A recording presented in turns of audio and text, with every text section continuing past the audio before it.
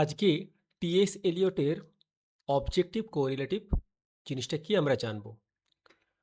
T S Elliot আগে কে ছিলেন?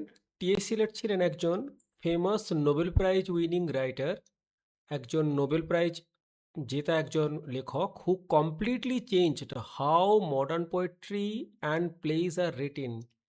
যেভাবে আধুনিক কবিতা এবং নাটকগুলো লেখা হতো সেটাকে সম্পূর্ণভাবে সে পরিবর্তন করে দিয়েছিল।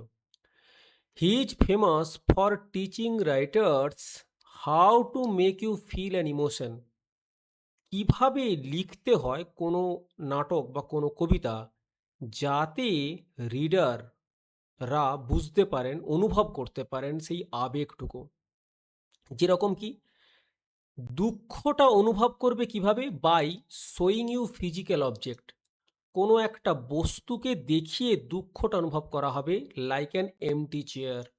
এ ফাঁকা চেয়ারে যেখানে আমাদের হয়তো দাদু ঠাকুমা বসে থাকতেন সেটা আজকে ফাঁকা, আজকে সেই মানুষটি নেই। তার দ্বারা আমরা সেই মানুষটার প্রতি দুঃখ কষ্টটা প্রকাশ পাচ্ছে। সেখানে কিন্তু instead of just saying she is dead, সে মৃত, এই কথাটা আমরা বলি না। এই কথাটা না বলে ফাঁকা চেয়ার দেখিয়ে একজন মানুষ নেই, মারা গেছে, এবং তার ফলে যে দুঃখ সৃষ্টি হচ্ছে সেটাকে আমরা বোঝাই এবং তাকেই আমরা বলবো অবজেক্টিভ কোরিলেটিভ। এবার অবজেক্টিভ কোরিলেটিভটা কি? অবজেক্টিভ কোরিলেটিভ হচ্ছে টিএস এলিয়টের একটা secret formula for making audience feel emotion.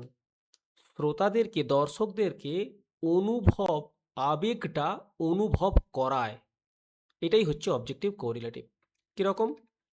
Objective কোরিলেটিভের দুটো জিনিস, এক অবজেক্টিভ, দুই হচ্ছে কোরিলেটিভ। অবজেক্টিভ কি? রিয়েল ফিজিক্যাল টাচেবল থিংস, যেমন বিভিন্ন জিনিস, সেটিংস, ইভেন্টস, এগুলো সমস্ত যেগুলোকে আমরা স্পর্শ করতে পারি, যেগুলোকে আমরা দেখতে পাচ্ছি, তাকে আমরা বলছি কি? অবজেক্টিভ। এবার কোরিলেটিভ কি? সামথিং দ্যাট কানেক্টস টু, যেটার সঙ্গে কোনো কিছু যুক্ত, ম্যাচেস অর রিলেটস টু, অথবা যার সঙ্গে কোনো কিছু সম্পর্কিত। একটা পোড়া বাড়ি দেখে, একটা অন্ধকারাচ্ছন্ন দৃশ্য দেখে আমাদের মনে সেখানে কোনো রোমান্টিক জিনিস আসবে না। তার মানে অন্ধকারাচ্ছন্ন বাড়ি, পোড়া বাড়ি হরার অনুভূতি জাগায়। অন্যদিকে একজন গাড়িতে করে যাচ্ছে, আ মাথার চুলগুলো উড়ছে, হাত দুদিকে ছড়িয়ে ছিটিয়ে আছে, হাত দুদিকে তুলে ছড়িয়ে এক্সপ্রেস করছে আনন্দ, সেটার মাধ্যমে আমরা আনন্দ অনুভব করি। তাহলে এখানে কি, যে যে অবজেক্টিভ একটা বস্তু সম্পর্কিত কিছু জিনিস, তাকে আমরা বলবো অবজেক্টিভ কোরিলেটিভ, এবং সেটা প্রাসঙ্গিক হতে হবে। সেই প্রাসঙ্গিক সম্পর্কিত কোনো জিনিসকে আমরা বলবো অবজেক্টিভ কোরিলেটিভ। তাহলে সিম্পল ডেফিনেশনে কি বলবো? A physical recipe or formula, এটা একটা formula use to trigger a specific emotion in the audience, যেটা শ্রোতাদের মধ্যে একটা বিশেষ ধরনের অনুভূতি জাগিয়ে তোলে কোনো কিছু বস্তুর মাধ্যমে। এরপরে কি, এইটা হচ্ছে থ্রি পার্টস ফর্মুলা, এটা অবজেক্টিভ কোরিলেটিভ। কিরকম? এ সেট অফ অবজেক্টস থাকবে, physical items that holds meaning, কোনো কিছু বস্তু যার একটা অর্থ আছে। এ ওয়েডিং রিং, এটা লেফট অন এ টেবিল, একটা টেবিলের উপর পড়ে আছে। রিপ্রেজেন্টিং, যেটা উপস্থাপন করছে how much a man Mrs is wife, একজন মানুষ, একজন পুরুষ তার স্ত্রীকে কতটা পরিমাণে মিস করছে। Who's now with another man, যে আরেকজন মানুষের সঙ্গে এখন যুক্ত। এটা উল্টোও হতে পারে। তো সেই যে অবজেক্ট, এই যে ওয়েডিং রিংটা, এই ওয়েডিং রিংটা একটা অনুভূতি প্রকাশ করছে, একটা ইমোশনস দিচ্ছে যে তারা আর একসঙ্গে নেই, তারা সেপারেটেড। সেই সেপারেটের যন্ত্রণা, মিস করার যন্ত্রণা সে অনুভব করছে। এবারে কি সিচুয়েশন, একটা পরিস্থিতি, the environment or background mood, এইবার পরিবেশ কিভাবে একটা আবেগ অনুভূতি সৃষ্টি করে। যেমন কি, a cold empty train stations at midnight, ঠান্ডা ফাঁকা মানে শীতের রাত্রিতে একটা স্টেশন মধ্যরাত্রে, সেটা স্বাভাবিকভাবেই ক্রিয়েটিং এ ফিলিং অফ হরার, ভয় সৃষ্টি করবে। অথবা কখনো কোনোভাবে একটা অন্ধকারাচ্ছন্ন পোড়ো বাড়ি, তার মধ্যে কেউ ঢুকছে এবং সেখানে দরজাটা আস্তে আস্তে ক্যাঁচ ক্যাঁচ শব্দ করছে একটা। দরজাটা খোলার একটা শব্দ হচ্ছে। সেটা হরার সৃষ্টি করছে। এখানে বলছে না যে এখানে ভূতের ব্যাপার আছে, এখানে হরার ব্যাপার আছে, এসব কিছু বলছে না। কোনো কিছু দৃশ্য দিয়ে একে বোঝানো হচ্ছে যে এটা কোনো হরার সিন আসতে চলেছে বা হতে চলেছে, তার সঙ্গে যুক্ত করছে। চেন অফ ইভেন্টস, ঘটনার ঘনঘটা কীরকম? এ সিকোয়েন্স অফ অ্যাকশন, কতগুলো কাজ। মেকিং 2 কাপস অফ কফি, 2টো কাপ তৈরি করা। দেন সি স্টপস, তারপর থেমে গেল। Looks at second mug and slowly pours it completely down the sink. অভ্যাসবশত 2টো কাপের চা তৈরি করেছে খাওয়ার জন্যে, কিন্তু পরবর্তী সময়ে তার মনে পড়ল যে সেই মানুষটা আর তার সঙ্গে নেই, সে আলাদা হয়ে গেছে কি মারা গেছে। তখন সেই দ্বিতীয় কাপের চাটা সে সিঙ্কে ঢেলে দিল। এটা বোঝায় যে তাদের মধ্যে সেপারেশন, ডেথ, আলাদা হয়ে যাওয়া, এই সব বিষয়গুলোকে বোঝায়। তাহলে এই 3টে জিনিসের মাধ্যমে অবজেক্টিভ কোরিলেটিভ তৈরি হয়। এটাই তার ফর্মুলা। এরপরে আসি উদাহরণ। Lady Macbeth's guilt. Lady Macbeth guilts in the play Macbeth, lady Macbeth helps commit a murder. Lady Macbeth ডানকানকে হত্যা করতে অনুপ্রাণিত করেছিল, ইনস্টিগেট করেছিল। Instead of saying I feel guilty, আমি অপরাধী, এটা না বলে she sleepwalks and tries to wash hands. সে ঘুমের মধ্যে চলছে, তার হাত, রক্তে মাখা হাতটাকে ধুতে চাইছে। দ্য অবজেক্টিভ কোরিলেটিভ এখানে কি? The imaginary spot of blood and the water basin. কল্পনা করছে তার রক্তের দাগ এবং বেসিনের মধ্যে, জলের বেসিনের মধ্যে সেখানে সে রক্ত দেখতে পাচ্ছে।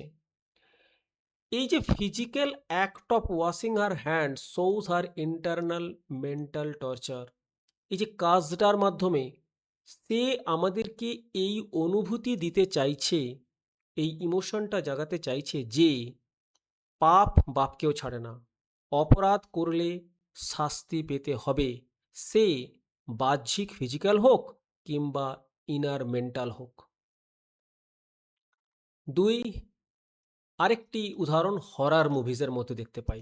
Why are horror movie scary? কেন ভৌতিক গল্পগুলো, সিনেমাগুলো এত ভয়ঙ্কর হয়? Directors do not put a sign on screen saying be scared. Director যখন সিনেমাটা শুরু হচ্ছে, তখন সেখানে উপরে লিখে দেয় না বি স্কেয়ার, ভয় পাও। ইনস্টেড, পরিবর্তে they build a physical formula. সে এমন কিছু বস্তুকে সৃষ্টি করে বা এমন কিছু বাতাবরণ সৃষ্টি করে যার ফলে সেটা মনে হবে যে হরার মুভি। এ ডার্ক থান্ডারস্টর্ম, হঠাৎ অন্ধকারের মধ্যে বজ্র বিদ্যুতের চমক। An isolated cabin in the Woods, ফাঁকা বনের ভিতরে একটা ঘর। স্লো ক্র্যাকিং ডোর, ধীরে ধীরে দরজায় ক্যাঁচ ক্যাঁচ শব্দ হচ্ছে। The physical things naturally triggers fear in your brain. এই যে শারীরিক বিষয়বস্তুগুলো, এটা স্বাভাবিকভাবেই আমাদের ব্রেনে একটা ভয়ের বাতাবরণ সৃষ্টি করে।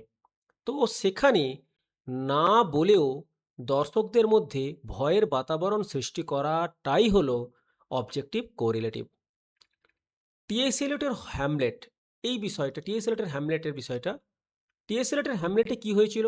Hamlets mother marries his uncle a little too quickly after his dad's dies. তার বাবা মারা যাওয়ার পর হ্যামলেটের মা খুব তাড়াতাড়ি তার কাকাকে বিয়ে করে ফেলে। হ্যাঁ, এটা সত্য, this is bad and upsetting, এটা খুব খারাপ এবং হতাশাগ্রস্ত। কিন্তু হ্যামলেট কি রিয়াক্ট করে? He goes complete insane, screams at everyone, ruins his relationship and wants to destroy the whole kingdom. সে চিৎকার করে প্রত্যেকের উপরে, তাদের সম্পর্কগুলোকে ভেঙে দেয় এবং গোটা দেশকে সে ধ্বংস করতে চায়। তা এখানে এটাকে বলা হয় যে এলিয়টস কল্ড ইট এ ফেলিওর। এই জায়গাটা হচ্ছে অনুভূতি সৃষ্টি করাতে অতিরিক্ত সে রিয়্যাক্ট করে ফেলেছে। TS Eliot said that this physical is a failure, this play is a failure, এই প্লেটা হচ্ছে একটা ব্যর্থ, because the math of the emotion does not add up. যে আবেগের যে গণিতটা, আবেগের যে থিওরিটা, তত্ত্বটা, সেটা কিন্তু এখানে যুক্ত হয়নি। তার মা বিয়ে করেছে আঙ্কেল, এটা একটা ঠিক কথা, খারাপ পরিস্থিতি। But it is not bad enough to make someone go that crazy. এটা এতটাও যে খারাপ অবস্থা নয় যে কাউকে একবারে পাগলের মতো রিয়াক্ট করতে হবে। Hamlet's massive explosive anger is a way too big for the problem he actually has. হ্যামলেটের এই যে বড় ধরনের একটা রাগ, এটা হচ্ছে কি is way too big for the problem actually he has, মানে সে যে প্রবলেমটা সৃষ্টি করছে সেটা আদপে যে প্রবলেমটা তার থেকে অনেক বেশি রিয়াক্ট করছে।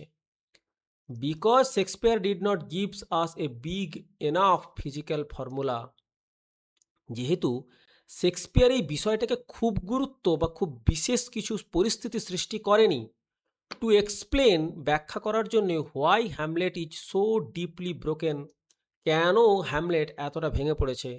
The audience can not truly feel the emotion with Hamlet, যেহেতু হ্যামলেটের সৃষ্টি করার সময় শেক্সপিয়ার এই বিষয়টাকে আরও বিস্তৃতভাবে বলেনি এবং সে ফিজিক্যাল অবজেক্টগুলোকে সেই রকমভাবে সাজায়নি, যার ফলে হ্যামলেটের এই রিয়াকশানটা যথার্থ বলে মনে হতে পারে।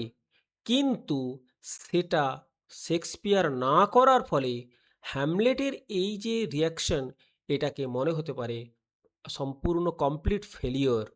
We just watch him scream and think wow he is really overreacting. সে শুধু চিৎকার করছে এবং ভাবছে এবং সেটা সম্পূর্ণভাবে অতিরিক্ত সে প্রতিক্রিয়া করে ফেলেছে। একটা পপুলার কালচারের কি টাইটানিক্স ব্লু ডায়মন্ড, টাইটানিক যখন শেষ হতে থাকে তখন আমরা দেখতে পাই Rose drops the valuable heart of the ocean. Rose কি করছে, সেই মানে তার গলায় যে ব্লু রঙের ডায়মন্ড, একটা ব্লু রঙের ডায়মন্ড ছিল, সেই মানে ডুবুলার ডায়মন্ড নেকলেস ছিল, সেটা সে সমুদ্রে ফেলে দেয়। এবং এটা কি উপস্থাপন করে, হার পাস্ট লাইফ অ্যান্ড রেস্ট্রিকশনস, তার অতীতের যে জীবন এবং বাধা প্রতিবন্ধকতা, এগুলোকে সে জলাঞ্জলি দিল। হার ডিপ রোমান্স উইথ জ্যাকের প্রতি তার তীব্র ভালোবাসাটাকে এখানে রিপ্রেজেন্ট করছে। Jack's final resting place the ocean, এটার মাধ্যমে যে জ্যাক তার শেষ মৃত্যুসজ্জায় থাকুক, সেখানে থাকুক, তার যে মনের যে ভালোবাসাটা সেটা সেই মানে হার্ট, ডায়মন্ড হার্ট দিয়ে তাকে ফিরিয়ে দিল। Dropping it represents letting go, closure and final peace. এটা দেওয়ার ফলে সে এটা বোঝাতে চাইছে যে কিছু কিছু জিনিস, কিছু কিছু বিষয় তার মন থেকে, তার জীবন থেকে চলে যাক, সেটা তার শেষ এবং সেটা শান্তিতে চিরনিদ্রায় শায়িত থাক। এবারে আমরা দেখব যে কোনটা দেখানো কোনটা বলা।